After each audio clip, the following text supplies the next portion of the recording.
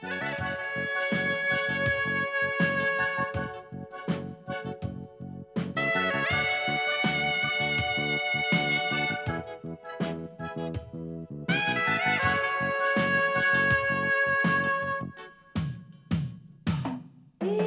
पल है जिंदगी, एक पल कुछ भी नहीं, काहे का हम कैसी खुशी, घड़ी रुके ना एक घड़ी, एक पल है जिंदगी, एक पल कुछ भी नहीं।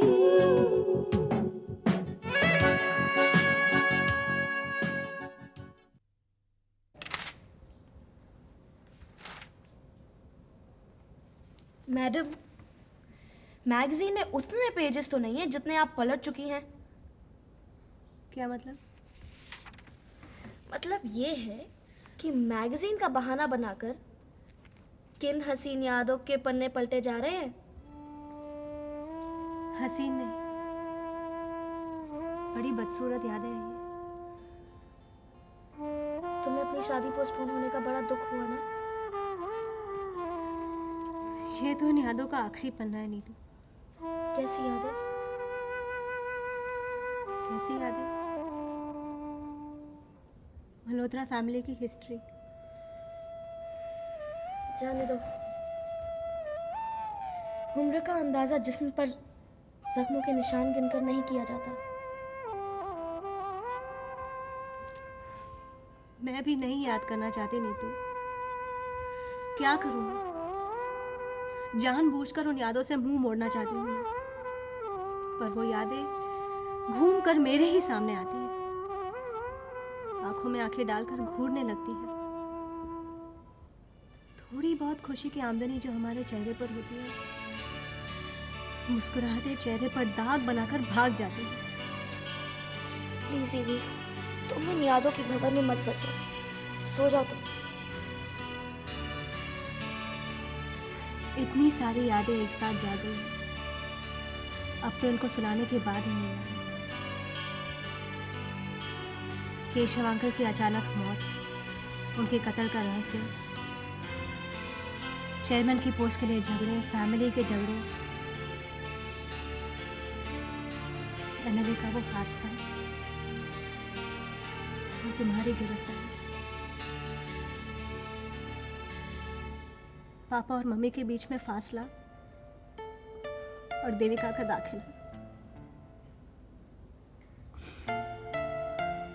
फिर पापा और मम्मी का तलाक और पापा का शीला आंटी से शादी करना।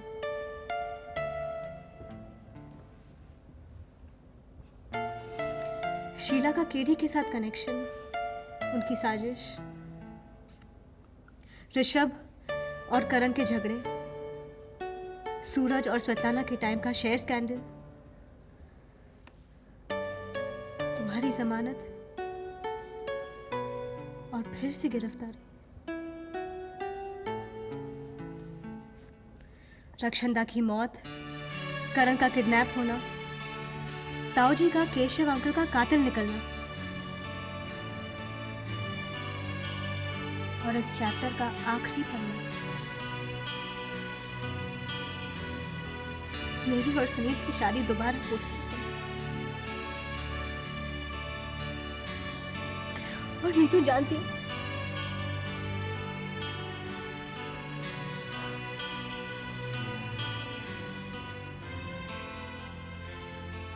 थैंक्स नीतू, जो तुम सो गई, वरना ये यादें न जाने कितने दिनों की यादें हड़प कर रही थी।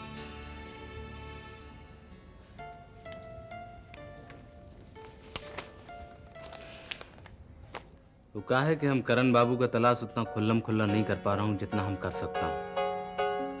अपने आप को गिरफ्तारी से बचाना है, इसीलिए भी हम जब भी निकलता हूं तो बहुत देखभाल कर निकलता हूं। लेकिन आप चिंता ना करिए, हम अपने आदमियों को चारों दिशाओं में दौड़ा दिया है हम लोगों को बहुत जल्दी कोनो पुख्ता खबर मिलेगा।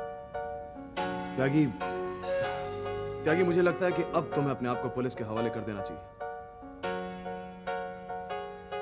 भैया, का आपको ये लगने लगा है कि त्यागी कोनो काम का नहीं रहा? त्यागी, अगर दोबारा ऐसी वाहियात बात अपने जबान पर भी लाए तो एक धर के लगा दूंगा। ये तो हमारे लिए पीठ थपथपाने का जैसा होगा। तो फिर ठीक से समझ लो, अगर दोबारा तुमने ऐसी बात कही तो सचमुच तुम्हारी पीठ थपथपा दूंगा। त्यागी, मैं तो ये सिर्फ इसलिए कह रहा हूं क्योंकि तुम खुद अपने परेशानी को दुगना तिगुना कर रहे हो। अब तुम्हारी बर्दाश्त की भी तो कोई सीमा होगी। हाँ त्यागी, अब क्या हुआ? तुम चुप क्यों? हम ही सोच रहा हूं कि आपका ये वाहियात बात पे हम कैसे आपका पेट थपथपाऊं। तो लीजिए, आप भी एक धर के लगा दीजिए। लीजिए। भैया, हमरे जो उसूल हैं, जो संस्कार हैं, वो देहाती हैं। और हमरे देहात में कछु रिश्ता होते हैं जिनमें अगर कछु छुआ जाता है ना, तो सिर्फ चरण छुआ जाता है। हमरा आपसे वही देहाती रिश्ता है। हम जो कहा था वो शब्द वापस लेता हूँ। अरे भाई, कौन से शब्द? यही जो हम आपसे कहे थे कि आप हमका बताएंगे कि हम कब अपने आप को पुलिस वालों के हवाले करें। लेकिन हम समझ गया हूं कि आपके भीतर ये हिम्मत नहीं है कि आप ऐसा फैसला ले पाए। काहे कि आप हमरा परेशानियों को त्यागी, त्यागी, तुम्हारी परेशानी भी तो ठीक है भैया, आप हमरा एक ठो परेशानी का ठेका अपने ऊपर ले लीजिए। बोलो त्यागी, क्या बात है?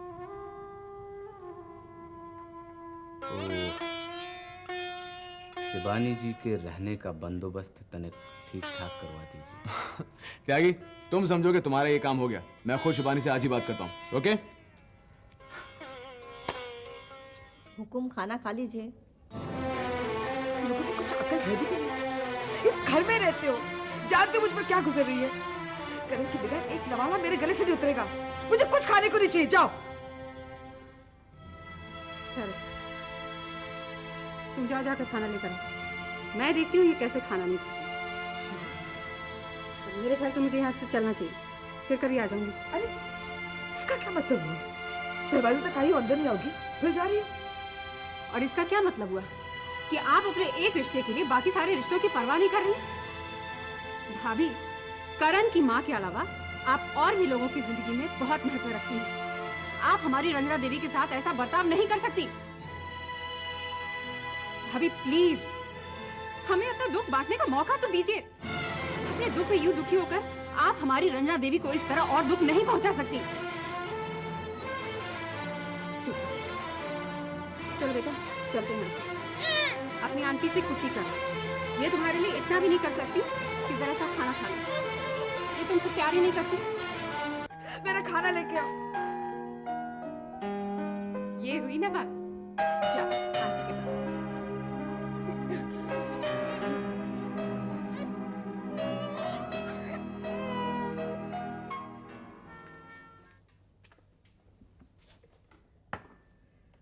कैसा रहा तेरा कल का डिनर? डिनर नहीं माँ, ग्रैंड डिनर, ग्लोरियस नाइट। अच्छा? हाँ माँ, जितना सुख मैंने कल रात को कमाया ना, शायद कुल मिलाकर साल भर की रात में। रिया ने इतने प्यार, इतनी परवाह से पार्टी ऑर्गेनाइज की कि मैं तो दंग रह गई। उसने कितने अलग अलग तरीकों से मुझसे माफी मांगने की कोशिश की। मुझे अपनाने की ये रिया की बड़ी मासूम कोशिश थी। बहुत प्यारी बच्ची है वैसे वो, लेकिन उससे कहीं ज्यादा माँ, उसने जिस तरह सारे बच्चों की जिम्मेदारी उठाई, मैं तो हैरान रह गई। अगर वो अब से इतनी रिस्पॉन्सिबल है तो वो आगे चलकर अपनी हर जिम्मेदारी के साथ पूरा इंसाफ करेगी। अरे बड़े बड़े भी पार्टी ऑर्गेनाइज करने में फेल हो जाते हैं, लेकिन मजाल है कि रिया की पार्टी में जरा सी भी गड़बड़ हुई हो। उसे सब पता था किसको क्या खाना पसंद है, सबके फेवरेट डिशेस मौजूद थे। हाँ बेटा, बिन माँ के बच्चे बहुत जल्दी सब कुछ सीख लेते हैं। रिया बिन माँ की बच्ची नहीं है, अब वो मेरी बेटी है। क्यों, अब क्या तकलीफ है? फिर से अंदर जाना? बहुत बुरी आदत लगी है इसे सर, बार बार छोटी उंगली ऊपर कर लेता। काट दो उंगली उसकी। अरे जाने दो ना इसे, ये भी मजबूर है और हम लोग भी मजबूर। ताऊ जी मैं तो कहता हूँ इसका खून करके एक लाश भिजवा देते हैं मल्होत्रा को, सालों की अकल ठिकाने आ जाएगी। तुम्हें खून करने का कुछ शौक ज्यादा ही है। देखो तुम अपना ये शौक बाद में पूरा करना, अगर इसने कोई चालाकी दिखाने की कोशिश की तो। फिलहाल इसके साथ बाथरूम तक जाओ। जाओ रंजीत।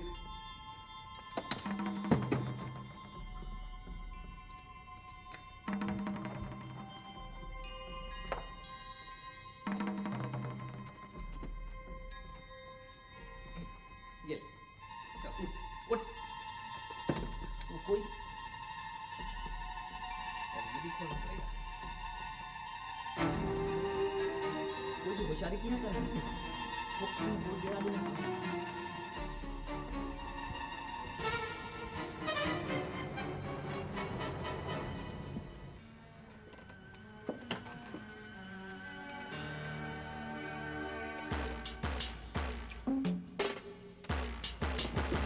सब होशियार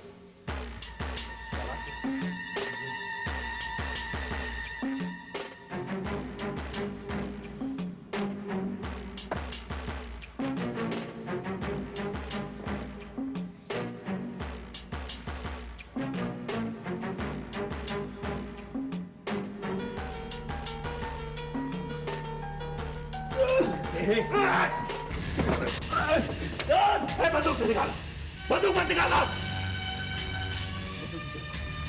बंदूक नीचे रखो।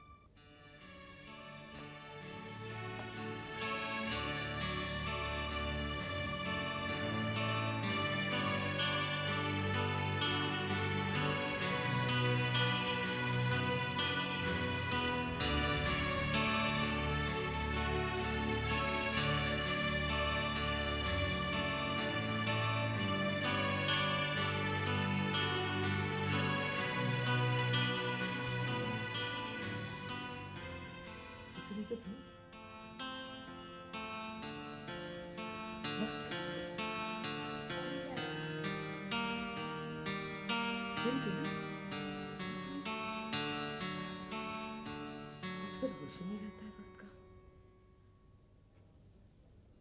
मैं जानती हूँ तुम दोनों यहाँ क्यों आए हो।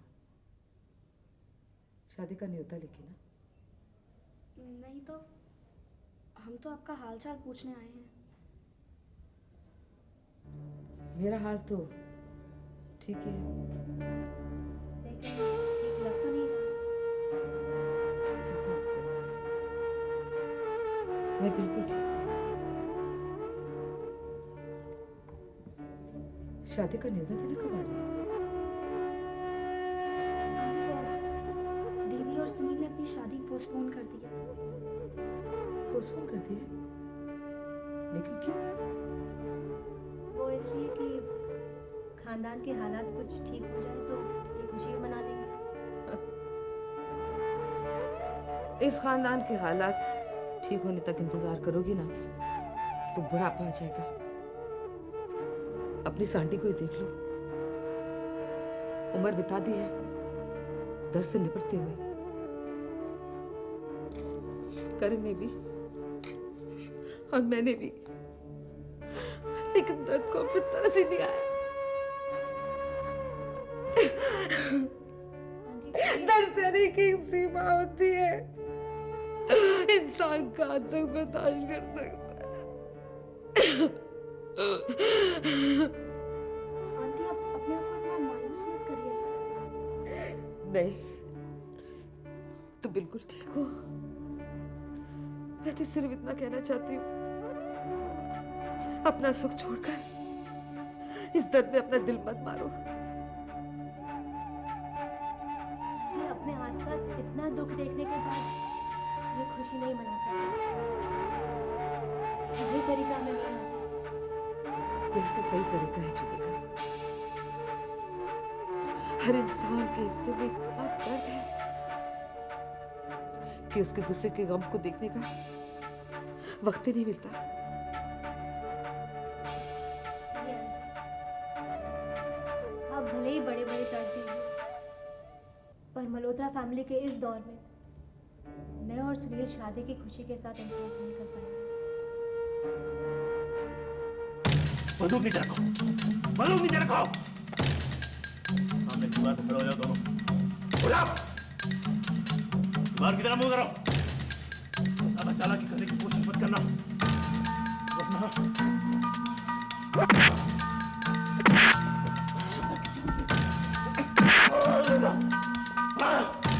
लक्ष्मी की जान लेना।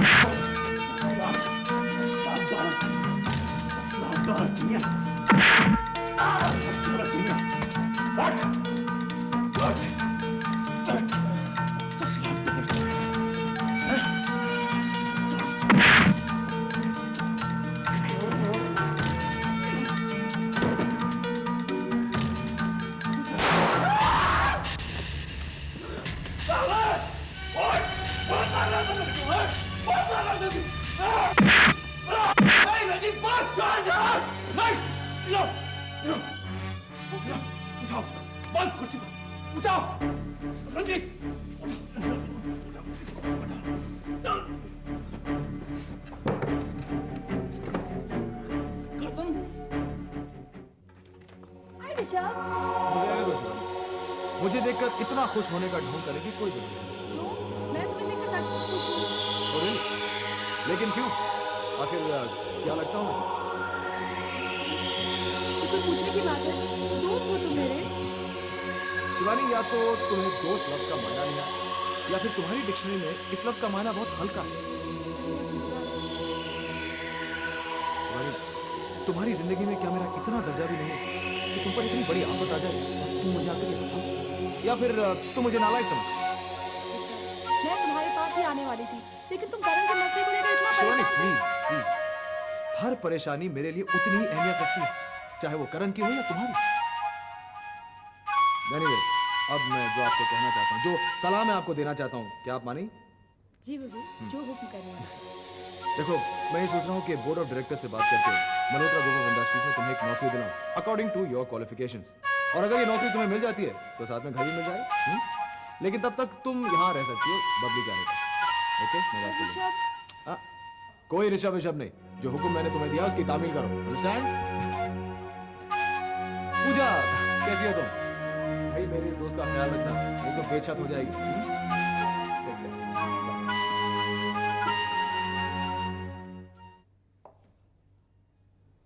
सोनू, हेलो। मम्मी यहाँ पर नहीं है। अरे तुम तो हो ना, कोई और घर पे हो ना हो, सोनू तो है। देखिए, मुझे बहुत अच्छी तरह से पता है आप मम्मी से मिलने आई हैं। मम्मी तो घर पर है नहीं, तो आप ऐसी बातें कर रही हैं जैसे आप मुझसे मिलने आई हो। अरे बाप रे, मुझे नहीं मालूम था तुम इतने नाराज हो सकते हो। अगर आपको मम्मी का इंतजार करना हो तो आप बैठ सकती हैं, मैं अंदर जा रहा हूँ। ये तो मैं आपके लिए लाई हूं ना, मम्मी को चॉकलेट थोड़ा दूंगी, ये लो। मैं रिश्वत नहीं लेता। ओह ओह, ठीक है, तो इतना तो बताओ कि तुम इतने नाराज क्यों हो मुझसे? आपने मुझे प्रॉमिस किया था ना कि आप कभी कभी मुझसे मिलने आएंगी, और इतने दिनों बाद आपको मेरी याद आई। हाँ, I am sorry, really really sorry, मुझे माफ कर दो। आप इतनी बड़ी हो गई हैं, कान पकड़ने की कोई जरूरत नहीं। तो कान में तब छोड़ूंगी जब तुम ये चॉकलेट्स का डब्बा। थैंक यू, पर ये मत समझना कि आपने मुझे चॉकलेट दिया इसलिए मैंने आपको माफ कर दिया। नहीं नहीं नहीं, मुझे मालूम है तुम रिश्वत नहीं लेते हो। हम्म, सोनू सोनू सोनू, मुझसे नाराज मत हो, मुझसे बर्दाश्त नहीं होता। किस्मत भले ही नाराज हो जाए लेकिन सोनू नहीं। ओके। अच्छा, कल तुम पार्टी में गए थे? डॉक्टर अंकल के घर पे। कैसी रही? मुझे तो बहुत मजा आया। और तुम्हारी मम्मी को? ये इसकी मम्मी से पूछो।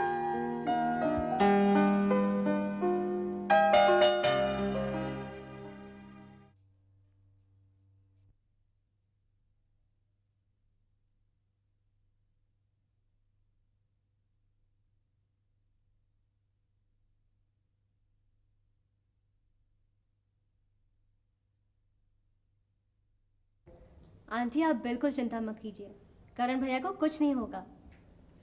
तुम लोग मुझे एकदम से इतना प्यार मत दो, खुशी के मारे कहीं मेरा दिल धड़कना बंद ना हो जाए। मुझे प्यार की इतनी आदत नहीं है। तो फिर आप ये आदत डाल लीजिए, क्योंकि हमारे खानदान में एक खूबी तो है कि हम सब बहुत ज़िद्दी हैं, और अब हम सब ने ये जिद ठानी है कि आपको बहुत बहुत प्यार दें। हाँ आंटी, और एक्चुअली बस इसी की कमी है मल्होत्रा खानदान। एक बार ये कमी पूरी हो जाए तो देखिए सब कैसे आबाद हो जाए। इतना बड़ा बड़ा खानदान होने के बावजूद हम सब पर जो अकेलापन हावी है, बस यही सारी मुश्किलात की वजह है। जैसे गंगा किनारे जमीन उपजाऊ होती है, वैसे ही दर्द, अकेलापन, ये सब फसल की जड़ है। और आंटी इतनी सारी अग्नि परीक्षाओं से गुजरने के बाद सीने में लगी आग का धुआं बनकर उड़ जाना चाहिए। हम सब ने बहुत कुछ सहा है, बहुत सारी मुश्किलें हैं, लेकिन अब गुजरने वाले दिन से उम्मीद नजर आ रही है, और वो इसलिए कि हमारे खानदान के लोग करीब आ रहे हैं। आप देखिए करण भैया को कुछ नहीं होगा, वो जल्द ही वापस आ जाएंगे। अब मुझे यकीन हो गया है, बेशक मेरी दुआएं करण को आती हैं, लेकिन उसे जरूर पता चलेगा। और आज हम दोनों यही रहेंगे आपके साथ। ये इसकी मम्मी से पूछो, हाय। यहाँ क्या जासूसी हो रही है? जासूसी करने की जरूरत ही नहीं है। मुजरिम खुद अपना गुनाह होठों पे लिए घूम रहा है। आपके होठों की मधुर मुस्कान। सोनू, तुम्हारा होमवर्क हो गया? मम्मी मैं जानता हूँ कि आपको मैम से कुछ बातें करनी है, आप चाहती हैं कि मैं यहाँ से चला जाऊँ, तो मैं चला जाता हूँ। Bye bye ma'am. Bye. Smart kid. उसे भी पता है तुम्हारे दिल में क्या हो रहा है। छोड़ो ना ये बातें। कैसे छोड़ू, जब तक ये ना पता चले कि हुआ क्या। कैसी रही पार्टी? अच्छी थी, और सबसे बड़ा कमाल तो रिया थी। देविका उस बच्ची का तो जवाब नहीं। The way to the father's heart is through his little daughter. तो बहुत बेशर्म। अब हूँ बेशर्म हूँ। क्या करूँ? अब ये बेटी बेटी की बातें छोड़ो, बताओ पापा के साथ क्या हुआ? कुछ इजहार इकरार नहीं, वैसे कोई बात नहीं। तो कैसी बात है? देविका कल रात जैसे केशव के साथ वाला वक्त वापस आ गया। बच्चों की धमा चौकड़ी, सौरभ का साथ, वही सुकून, वही इत्मीनान। जब मैं सौरभ के बगल में बैठी थी ना, तो ना आने वाले दिनों का खौफ था, न बेटी की बदकिस्मती की कड़वाहट। कल रात मुझे लगा कि सब ठीक चल रहा है। ठीक नहीं होगा सुना। लगता है किस्मत को हम पे तरस आ गया। लापता खुशी आर्यमन के साथ अब ऐसा ही नहीं, बस ये करण का मामला सुलझ जाए, ताऊ जी को अपनी सजा के हवाले करके हम अपनी दुनिया बसाने में जुट जाएंगे। लेकिन फिलहाल हम चलकर पुलिस वालों से और रजनी देवी से पता करें कि क्या हुआ। चलो। निशी, मैं तुमसे माफ़ी मांगता हूँ कि मैंने तुम्हारी बात पर यकीन ही नहीं किया। मैं रेनू से मिलने गया था, उसकी हालत वाकई बहुत ख़राब है। मैं जानती हूँ राजीव, वो मेरी सहेली हो चुकी है, लेकिन मेरी बात ही नहीं सुनती। तुम्हें मालूम है, इस घर के रिश्ते के अलावा अगर कोई और रिश्ता चला है ना, तो वो रेनू और मेरी दोस्ती का रिश्ता था। हमें उसके बाबू को इग्नोर नहीं करना चाहिए, कुछ करना नहीं चाहिए। निशी, रेनू मेरी बात मान गई है। वो डॉक्टर के पास जाने के लिए राजी है। अच्छा, अब सबसे पहले हम एक अच्छा सा साइकियाट्रिस्ट ढूंढते हैं और ये शराब की आदत छोड़ते हैं। ये तुमने बिल्कुल ठीक कहा। जब तक उसकी शराब की आदत नहीं छूटेगी, तब तक उसका इलाज नहीं हो पाएगा। शायद तुम्हें तजुर्बा हुआ हो, लेकिन मैंने पहली बार महसूस किया है कि अकेलापन इतना खौफनाक और दर्दनाक हो सकता है। अकेलापन बहुत बुरा होता है राजीव, और वैसे भी आजकल के ज़माने में हर दूसरा आदमी अकेलापन का शिकार हो गया है। हमारी ज़िंदगी की रफ्तार इतनी बढ़ गई है, इतने टेंशन्स हो गए हैं, इतनी गलत फहमियाँ होती हैं, रिश्ते टूटते हैं, शादियाँ टूटती हैं, और नतीजा अकेलापन। और तुम्हें मालूम है, अकेलापन सीधे जाकर दिमाग पर असर करता है, और जब दिमाग ठीक से नहीं चलता तो शरीर पर असर होता है। It's a vicious circle. लेकिन हमें रेनू की मदद करनी चाहिए, वो हमारी दोस्त है।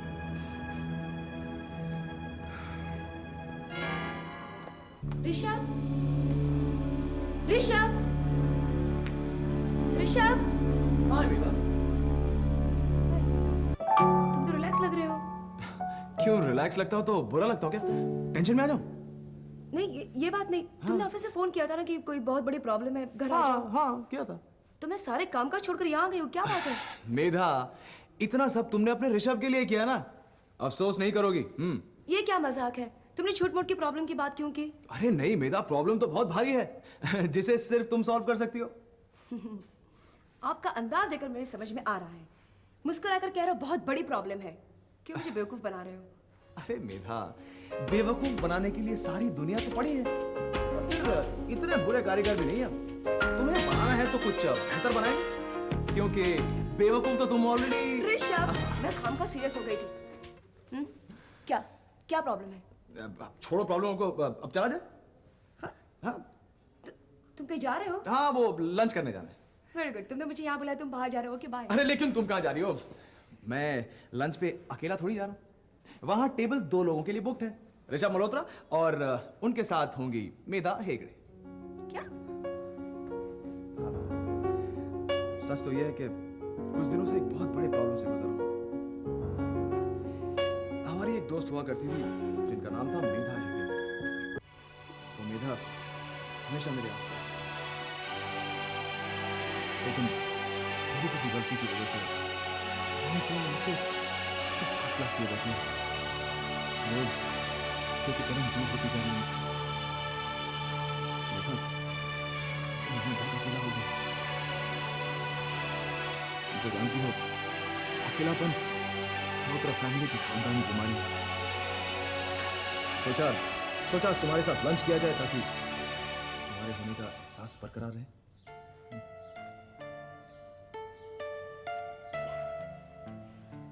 तो मेरे आसपास होने का एहसास हुआ?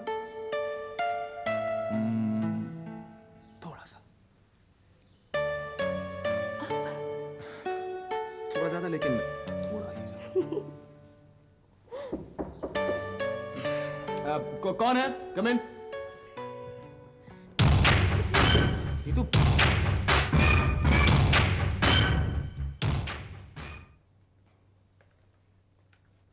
दरवाजा तो खुला है।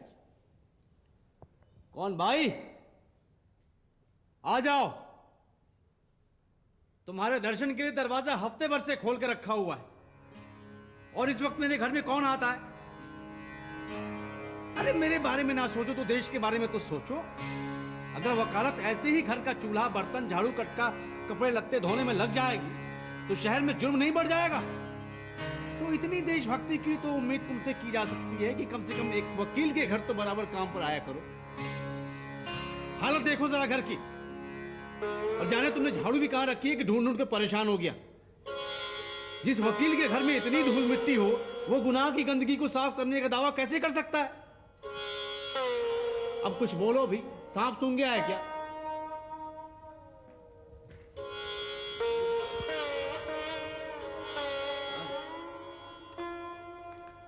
ऐसी हवा में बात कर रहा था।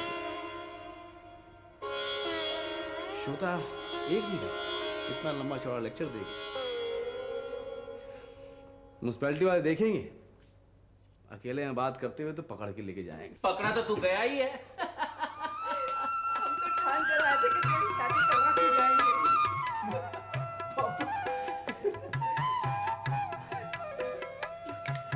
आप लोग कब आए?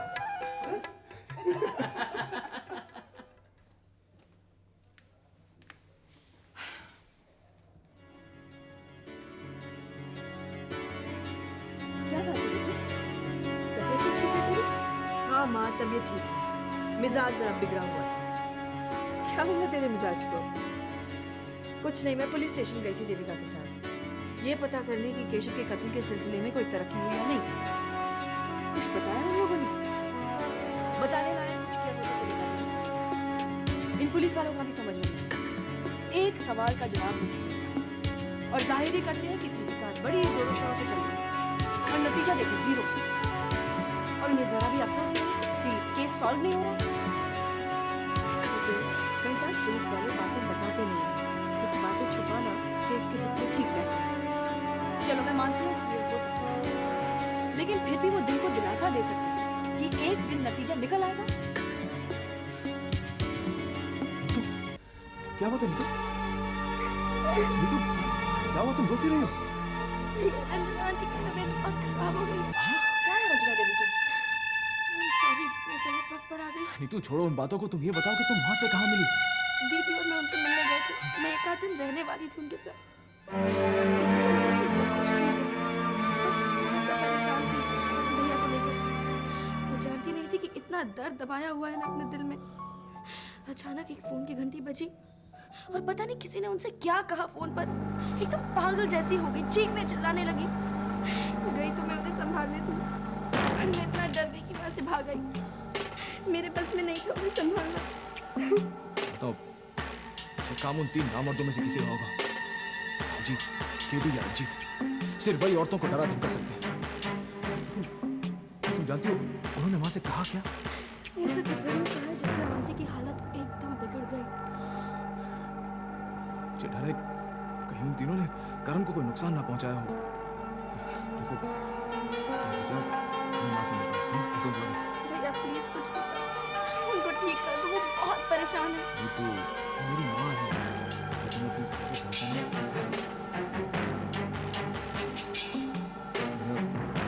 आजकल लंग्स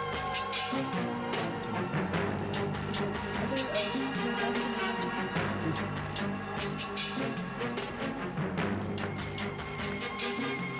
तो आप लोग कब आए? झाड़ू वाली बाई, हाँ। सॉरी। अब तो चिंता मत कर बेटे, अब मैं आ गई हूँ, साफ सफाई कर दूंगी। अरे जाने दो माँ, आज मुझे गंगा नहाने दो। अब साफ सफाई नहीं भी होती तो फर्क नहीं पड़ता है। ऋतु कैसी है? ऋतु, माँ मुझे तो आखिरी बार आ जाओ। अगर ऋतु तुम्हारी लाडली बहू नहीं बनती तो तुम मुझे अपना दूध माफ कर देखना, तुम एक दिन उसे मुझसे भी ज्यादा प्यार करो। ए बरखुदा, सुनो, हमारी बहू में इतनी खूबियां हैं कि कोई अगर उनकी तारीफ करना शुरू कर दे तो रात हो जाएगी। चल अंदर चल, आराम से बैठकर हम तुझे उसकी वो खूबियां बताते हैं जो तू भी नहीं जानता होगा। अच्छा पापा, एक बात, आपने मुझे अपने मेरे बर्ताव के लिए माफ कर दिया ना? तेरे बर्ताव ने बेटे मेरी नजरों को साफ कर दिया। अब तक मैं तुझे प्यार करता था, अब तेरे इंसाफ की तारीफ करता हूँ। हम दोनों ने तुझे जो संस्कार दिए थे, तूने तो उसे संवार दिया। अगली पीढ़ी का फर्ज तूने पूरा निभाया बेटे। अरे मेरे बेटे में बहुत खूबियां हैं, कब तक गिनवाते रहोगे? चलो हाथ पाँव धोकर कपड़े बदल लो, तब तक मैं सबके लिए चाय बनाती हूँ। चलो पापा नहा लीजिए। अच्छा माँ, मेरे लिए अदरक की चाय जरूर बनाना। ठीक है, मैं अभी आया। ऋतु, सुन लो, इसे झाड़ू कहते हैं, इसे कटका। आज मैं कुछ नहीं सुनने वाली। कभी कह दो बाई नहीं है, कभी कह दो झाड़ू नहीं मिल रहा, लेकिन आज मैं पूरे तरीके से करूंगी, समझे? पकड़ो इसे। तुम्हें यही सब करना है? उसके पहले ही नौकरी क्यों ज्वाइन कर दी? मेरी बात सुनो, आज तो कम से कम बड़ी कंजूस आप। ठीक है, पगार मत देना। मेरी बात सुनो। आज के दिन हम कुछ नहीं सुनने वाले, इसलिए चुप रहो।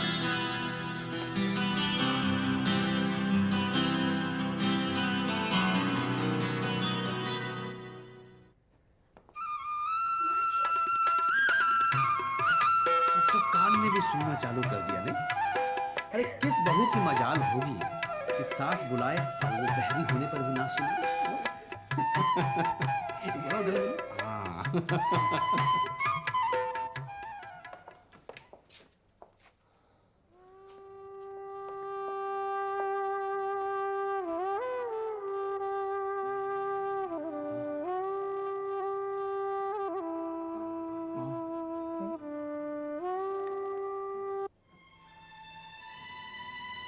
मुझे लगा मेरी करण वापस आ गई। वो भी तो मुझे ऐसे प्लीज संभालो अपने आप को, संभालो अपने आप को। हाथ छोड़ती हूँ,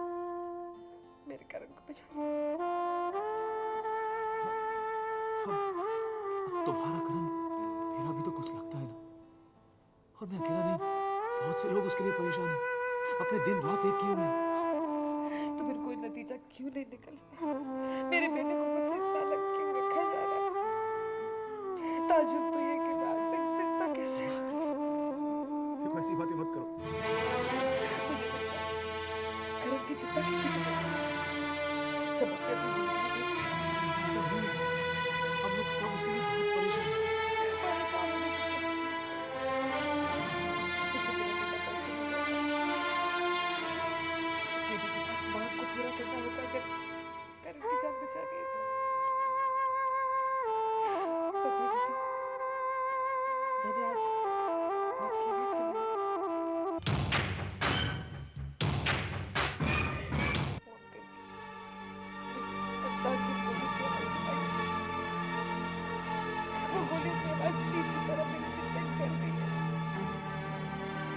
ऋषि, मुझे डर है कि उस गोली की आवाज के साथ मुझे करण की चीख सुनाई दे। नहीं माँ, ऐसा हो ही नहीं सकता।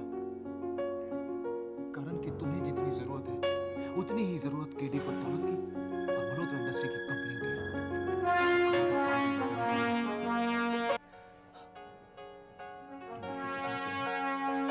संभालो, मुझे कुछ काम है, मैं पुलिस स्टेशन जा रहा हूँ और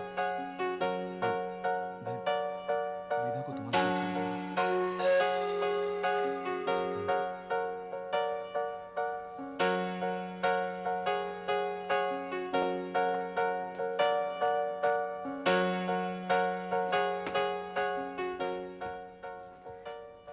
रंजना देवी, केडी और कुछ नहीं हर तरफ से आप पर दबाव डालने की कोशिश कर रहा है।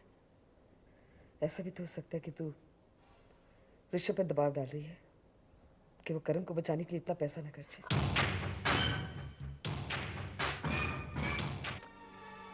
मुझे अफसोस है, लेकिन ये उम्मीद भी है कि कहीं किसी मोड़ पर आप शायद मुझे समझ जाएंगे। वो मोड़ अभी तक तो नहीं आया। न जाने कब आएगा, पता नहीं आता नहीं।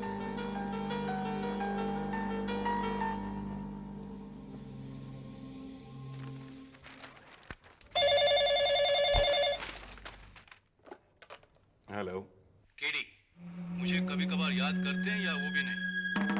बोलो केडी, सुन रहा हूँ। आपके और मेरे बीच हमेशा कोई ना कोई बुरी खबर होती है मिस्टर मैन मल्होत्रा, और इस बार बुरी खबर यह है कि मेरा सब्र अब धीरे धीरे टूट रहा है। जिस दिन ये सब्र पूरा टूट जाएगा, ठीक उसी दिन करण की सांसों का तामझाम भी तोड़ दिया जाएगा। समझे मिस्टर मैन मल्होत्रा? मेरी मांगे आप जल्दी से जल्दी पूरी कर दीजिए, वरना आपको ये बहुत महंगा पड़ेगा। उल्टी गिनती गिनना मैं आज से शुरू कर रहा हूं, या फिर मेरी मांगे पूरी कर दीजिए आप। That's enough, KD. तुम्हारी बातें अब बोर करती हैं। तुम्हारी बातों से डर तो लगता है, हाँ कभी कभार हंसी आ जाती है। तुम्हारी ये धमकियां सिर्फ तुम्हारा एंटरटेनमेंट कर सकती हैं और किसी का नहीं। रोगे मिस्टर महन मल्होत्रा, दहाड़ मार मार कर रोगे तुम। पूरा मल्होत्रा खानदान कोरस में बैठकर रोएगा करण की मौत पर। लेकिन तुम तो अभी से रो रहे हो केडी।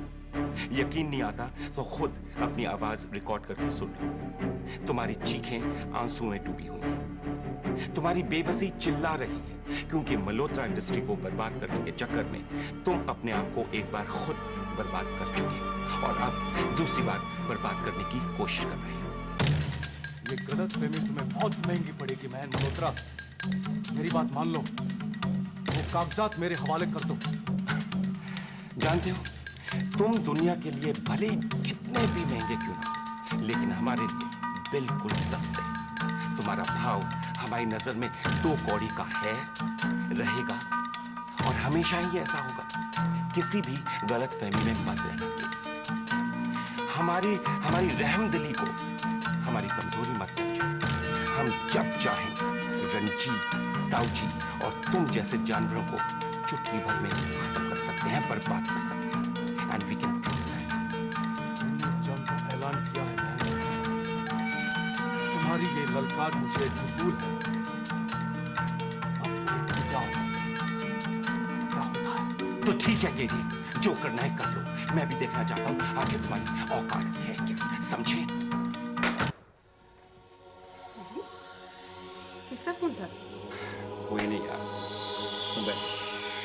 केडी का फोन, वही धमकियां दे रहा था, खोखली धमकियां। क्या क्या है? Just don't work. मुझे चिंता है सिर्फ Ranjana. I think I should change and go see. मैं भी मिलता।